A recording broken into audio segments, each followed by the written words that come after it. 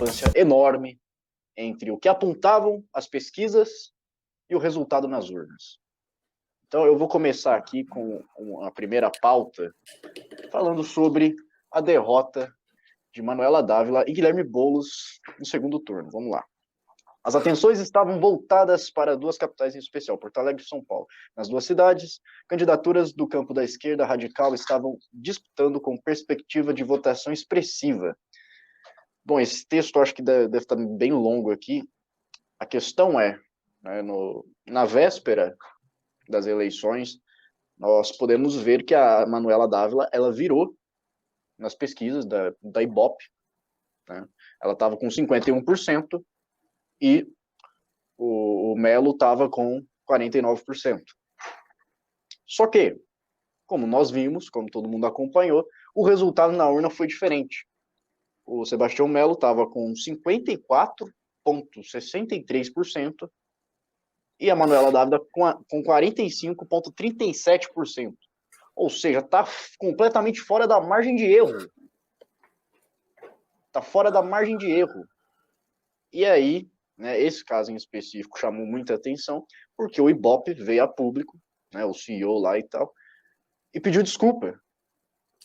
Que interessante, né? Ele veio a público e pediu desculpa pelo erro grotesco que as pesquisas tiveram. E aí a gente fica naquela dúvida, né? Se a pesquisa ela errou de forma culposa ou se ela tem um método errático, né? Enfim, eu vou já passar a bola para vocês.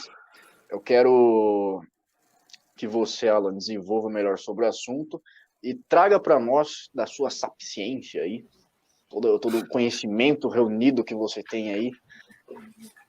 Existe mesmo, a gente pode cavar que a imprensa,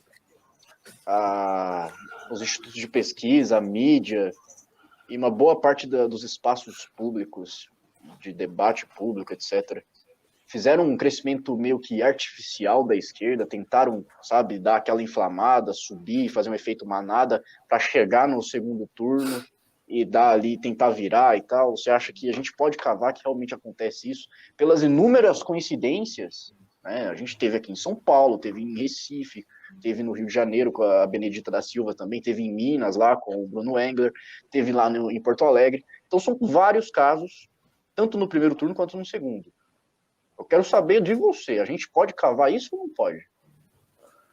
Olha, é uma afirmação difícil de fazer enquanto não houver provas e algo que possa ali ser mais claro, né? Mais como é que a gente pode falar, né? Assim, não tem nem palavras para não cometer nenhuma leviandade e também para não ser processado, mas de qualquer forma, o que a gente tem são os resultados, e pesquisa vive de credibilidade e resultado, não tem muita opção, né? Pesquisa, ele não é um instituto acessório que é meramente ilustrativo, não, tanto que a legislação ela é bem rigorosa em relação a essa atividade, né? Então, assim, o que acontece? Quando a gente questiona uma pesquisa do ponto de vista jurídico, ela tem vários requisitos, que seria enfadonho aqui ficar citando, mas que, de fato, eles podem ser cumpridos apesar da possibilidade de haver essas distorções, né? O que a gente observou, e aí a gente não poderia questionar legalmente, mas é um assunto para começar a ser questionado no lugar próprio, que é o legislativo, né? É começar a criar mecanismos para que se possa entender como se chega a esse tipo de erro, né? Assim, porque toda metodologia ela pode estar certa ou pode estar errada, né? Agora, como uma metodologia, e do ponto de vista científico, ela te oferece os mecanismos para você checar onde estava o erro também. Não é uma atividade de mágica, não é uma atividade aleatória. Então, assim, acima de qualquer argumento que se diga a priori que pesquisa inquestionável, que isso é um ataque à democracia, qualquer tipo de coisa, não. Isso é próprio da democracia. O que seria necessário talvez algum tipo de comissão, ou até uma CPMI, se houver, né, é algum tipo de ilegalidade mais flagrante, ou a partir de dados aí que possa se entender que houve o descumprimento da lei, se investigar o que tem acontecido em relação às pesquisas. E isso não é um questionamento que é partidário. Embora, assim, o que se vê são resultados que indicam uma atuação muito específica e muito pró, como eu posso dizer, muito pró a esses partidos de esquerda. Isso que é muito interessante. E se existe uma metodologia, essa metodologia te leva a um caminho, a algum lugar, esse lugar sempre cai numa distorção em favor de um candidato de esquerda, a própria metodologia ela está condenando, ou assim, aparentemente traz indícios que a metodologia é para se favorecer um candidato. Né? É uma metodologia, não é algo aleatório. Né? Apesar de a amostra ser um tanto quanto aleatória, a metodologia te indica um caminho e um resultado. E tudo que se indica nesse caso é que existe resultados distorcidos e que favorecem um lado. Em qualquer ramo de atividade que você vê sucessivos erros e que todos os erros beneficiam um lado só, é digno de suspeita. Eu não estou dizendo assim que existe algum tipo de conspiração, não. Existe algum problema, sim, e que é um problema que tem que ser investigado, inclusive pelos próprios órgãos de pesquisa, ou institutos de pesquisa, para a sua própria sobrevivência. É muito simples, porque assim como o jornalismo tem que entender que ele vende credibilidade, o Instituto de Pesquisa também tem que caminhar por esse sentido. A gente já tem, não é a primeira eleição que a gente vê erros flagrantes. Né? Não é a primeira, acho que assim, de distorções grandes é a terceira ou quarta que a gente está enxergando isso. Então, amigos, é simples, assim, que eles se posicionem, que não simplesmente demitam gestores ou gestores peçam demissão, porque isso pouco me interessa. Entende? Desde que se mostre, eles têm o ônus de demonstrar o problema metodológico. Ele é uma atividade científica, estatística. Eles precisam demonstrar onde está o erro. Eles precisam se posicionar e existe para isso também órgãos do legislativo que têm que aprender a exercer o seu papel. O seu papel, competência é investigar e criar uma legislação mais adequada para que não ocorra isso. Por quê? Eu não acredito nunca em pesquisa, assim, eu tenho muita dificuldade. Mas ainda assim, eu entendo que o resultado é um resultado sempre determinante para o pleito eleitoral. Então, a gente tem que, pelo menos, que não se leve o resultado a sério, mas que os efeitos da pesquisa sejam um pouquinho mais controlados, porque aí você vai ter um equilíbrio democrático no pleito, na disputa, que ela é muito sensível, especialmente na formação de opinião a partir do candidato que está à frente, muito à frente, tem variações, né? Você vê alguns casos e a gente pode analisar depois cada caso, São Paulo, o que uma pesquisa influencia, Rio Grande do Sul, Rio de Janeiro, e outros que os institutos de pesquisa erraram e podem ter sido determinantes para criar uma impressão futura para outras eleições, que também é um problema. Não é só para de agora, mas sim para daqui 2 anos, talvez, tenha se criado um personagem que jamais existiu, só a partir do discurso e de dados altamente equivocados. Muito bem. Olha só, pessoal, tem um negócio muito chato no YouTube que se chama algoritmo. E o algoritmo do YouTube, quando você dá aquele likezinho, quando você aperta o botão aí, ele pega essa live, esse vídeo e manda para outras pessoas. Ele recomenda para outras pessoas porque ele vê que você está gostando.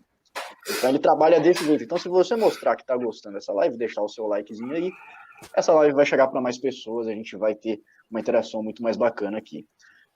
Antes de você, Ricardo, primeiro eu gostaria de falar aqui, tendo em vista os erros que aconteceram nas eleições de 2016, tanto no Brasil quanto nos Estados Unidos, em 2018 também, e agora nas eleições de 2020, esses 95% de confiabilidade são a porcentagem menos confiável que eu já vi na minha vida.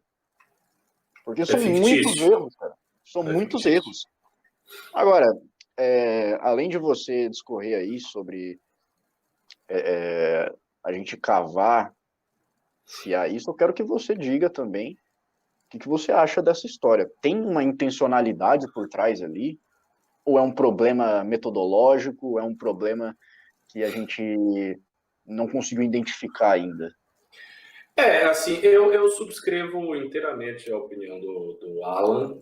Eu acho que antes da gente fazer um juízo sobre se há uma intenção ou não há uma intenção, se é uma coisa objetiva, se não é subjetiva, acho que a primeira coisa que tem que se fazer, se a gente quer abordar isso de maneira séria e científica, é averiguar qual é a metodologia que eles estão utilizando e submeter essa metodologia ao crivo de uma pequena equipe de matemáticos e estatísticos que a gente saiba que não seja de esquerda, enfim, que sejam pessoas normais, digamos assim, e que possam fazer isso. E aí eu tenho uma pergunta. A metodologia dessas pesquisas fica disponível para qualquer um acessar ou não? Fica Disponível, Alan? Fica no TSE. Pode. Então qualquer pessoa pode acessar? Pode. Agora, o cidadão pode. Você não tem aquelas ferramentas de simular os quadros, você tem só os parâmetros, certo? Não, ok, mas você tem a estrutura da metodologia. A estrutura da metodologia estatística você tem acesso. Então, aí, uma sugestão para quem está aqui assistindo o News. Eu não sei se nós temos matemáticos, estatísticos, engenheiros assistindo ao News, mas por uma questão de probabilidade, eu imagino que tem alguém que entenda de matemática, de estatística. Por favor, vocês que estão assistindo o News, procurem ver essa metodologia, leiam a metodologia, né, e façam algum texto e mandem para mim sobre esse assunto.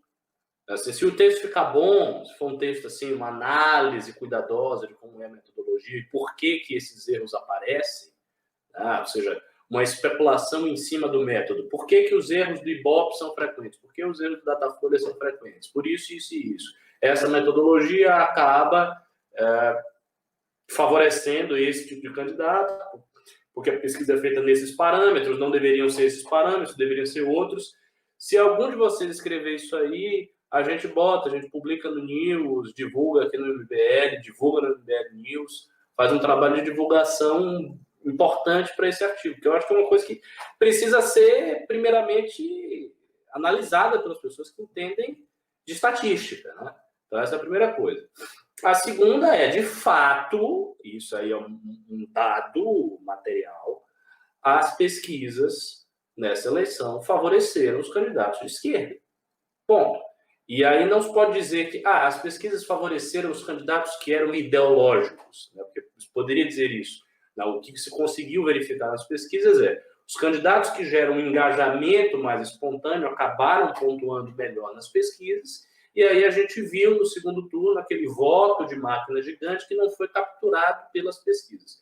Esse argumento não se sustenta porque ele não se sustenta diante do caso Arthur Duval, porque o Arthur foi exatamente o contrário. O Arthur é sabidamente um candidato ideológico e com um voto engajado. Mas em todas as pesquisas ele vinha sempre baixo. 3%, 4%, 5%. Ele vinha subindo, mas subindo assim, naquela faixa dos 3%, 4%, 5%, 6% no máximo. E quando a gente viu, foram quase 10%. Ele terminou cravando 9,78%. Então não dá para dizer que as pesquisas estão capturando o voto engajado, porque o voto do Arthur é engajado. Então, o que eu quero saber é o que há de específico e especial no voto da esquerda que a pesquisa está capturando e não está capturando os outros. Isso é que eu quero saber. E aí a gente precisa saber duas coisas. Se a metodologia tem parâmetros equivocados, porque aí é um problema de base, ou se está rolando algum tipo de distorção na hora da coleta da informação.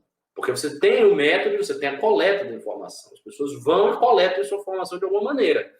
Será que está rolando algum tipo de bias, de viés na coleta dessa informação? Quem é que está fazendo essa coleta? Como essa coleta está sendo aferida? Como estão averiguando que a coleta não é falsa? Né? As pessoas não estão botando mais informação do que está de fato. Enfim, essas perguntas, eu acho que elas têm que ser respondidas, porque o dado é que as pesquisas favoreceram os candidatos de esquerda, sim, E isso não resultou na urna. Na realidade, a esquerda, essa esquerda psolista, essa nova esquerda, saiu como